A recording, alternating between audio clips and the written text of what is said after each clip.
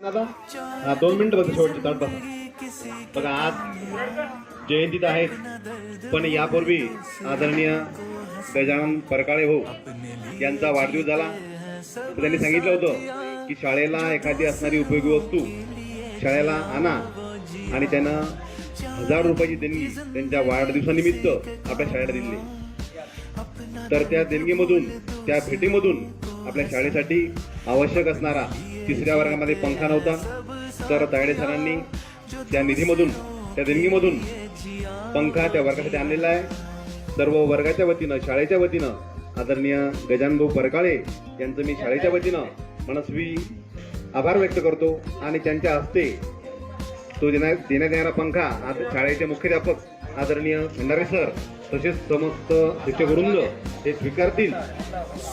आणि सर्वांनी जोरदार टाळ्याच्या गजरामध्ये अभिनंदन करायचं, स्वागत करायचं. स्वागत.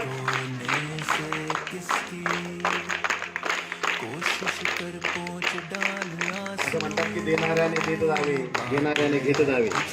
देणाऱ्याने